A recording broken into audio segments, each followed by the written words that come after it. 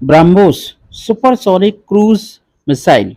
BrahMos supersonic cruise missile का भारतीय नौसेना ने फ्रंटलाइन गाइडेड मिसाइल विध्वंसक आईएनएस मोरगाओ से सफल परीक्षण किया। ये जानकारी नौसेना के अधिकारियों ने रविवार 14 मई को दी। उन्होंने कहा कि इस मिसाइल का परीक्षण समुद्र में नौसेना की मारक क्षमता और उसकी ताकत को दिखाता है। नौसेना के एक अधिकारी ने कहा कि नए गाइडेड मिसाइल विध्वंसक जहाज आईएनएस मोरमुगाओ ने ब्रह्मोस सुपरसोनिक क्रूज मिसाइल के अपने पहले परीक्षण के दौरान सफलता से लक्ष्य को भेदा। आईएनएस मोरमुगाओ भारतीय नौसेना के विशाखापट्टनम श्रेणी के स्टील्थ गाइडेड मिसाइल विध्वंसक का दूसरा जहाज है। ये मझगांव मिसाइल विध्वंसक का दूसरा जहाज है और ये मझगांव डाक लिमिटेड में बनाया गया था और 17 सितंबर 2017 को लॉन्च किया गया था। जहाज को 18 दिसंबर 2022 को अभियान पर लगाया गया। नौसेना अधिकारी ने कहा, देश में विकसित जहाज और उसकी हथियार प्रणाली आत्मनिर्भरता और समुद्र में नौसेना की शक्ति का एक और शानदार उदाहरण है।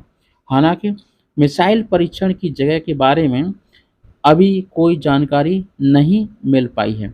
BrahMos aerospace private limited Bharat रूस का एक संयुक्त उद्यम है सन है कोलैबोरेशन है जो सुपरसोनिक क्रूज मिसाइल बनाता है।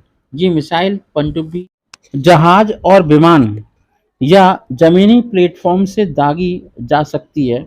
ब्रह्मोस इसका नाम भारत की ब्रह्मपुत्र नदी और रूस की मॉस्कोवा नदी के नाम पर रखा गया है। ब्रह्मोस मिसाइल की मारक क्षमता 290 किलोमीटर है और यह मैक 2.8 आवाज की रफ्तार से लगभग 3 गुना की तेज रफ्तार के साथ विश्व की सबसे तेज क्रूज मिसाइल है। ये मिसाइल खराब मौसम के बावजूद दिन और रात में काम कर सकती है। यह फायर एंड फॉरगेट के सिद्धांत पर काम करती है।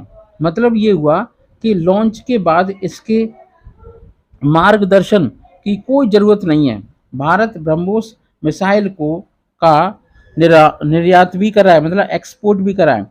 भारत ब्रह्मोस के निर्यात के लिए एक्सपोर्ट के लिए पिछले साल जनवरी में फिलीपींस के साथ मिसाइल की 3 बैटरियों की आपूर्ति के लिए 37.5 करोड़ डॉलर का भी सौदा कर चुका है।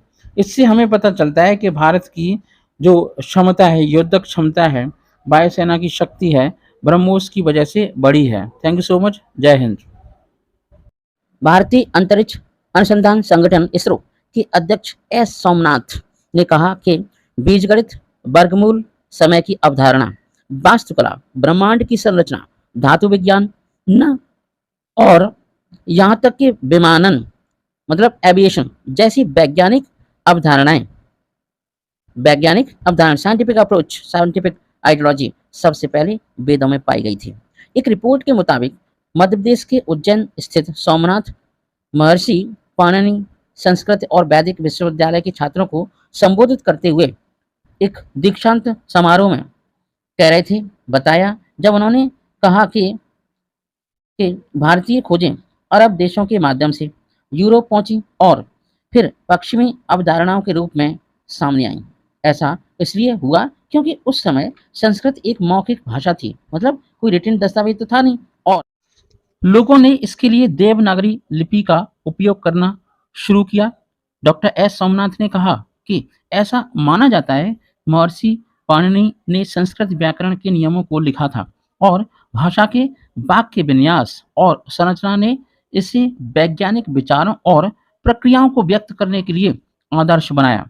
आर्टिफिशियल इंटेलिजेंस के लिए संस्कृत की उपयुक्तता, इम्पोर्टेंस, प्रयोगिता और अन्य प्रकार के कोड लिखने के बारे में बात करते हुए डॉक्टर एस सोमनाथ ने कहा कि इंजीनियरों, वैज्ञानिकों और संस्कृत को मतलब इन लोगों को संस्कृत बहुत पसंद है। यह कंप्यूटर की भाषा को सूट करता है और आर्टिफिशियल इंटेलिजेंस सीखने वाले इसे सीखते हैं। गणना के लिए संस्कृत का उपयोग कैसे किया जा सकता है, इस पर काफ़ी शोध किया जा रहा है। डॉक्टर एस सोमनाथ ने कहा कि संस्कृत के अन्य लाभ भी हैं और ये से परे है विज्ञान से परे है। उन्होंने कहा कि संस्कृत में लिखा गया है कि भारतीय साहित्य अपने मूल और दार्शनिक रूप में अत्यंत समृद्ध है, काफ़ी ज़्यादा अत्यंत समृद्ध है।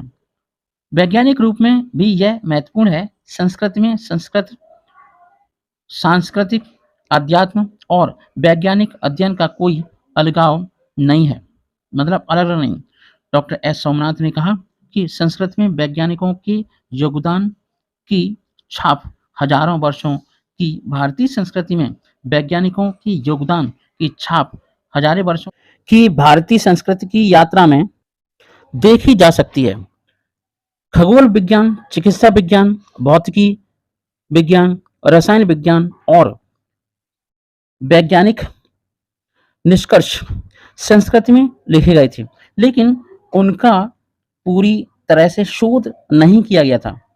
उन्होंने सूर्य सिद्धांत, जिसके बारे में माना जाता है कि यह 8वीं शताब्दी का डेटा है, उन्होंने कहा कि एक रॉकेट वैज्ञानिक होने के नाते मैं संस्कृत में इस पुस्तक से प्रभावित था, जो सौरमंडल, समय ज्ञान या समय की गणना और पृथ्वी के आकार और परिधि के बारे में जानकारी देती है।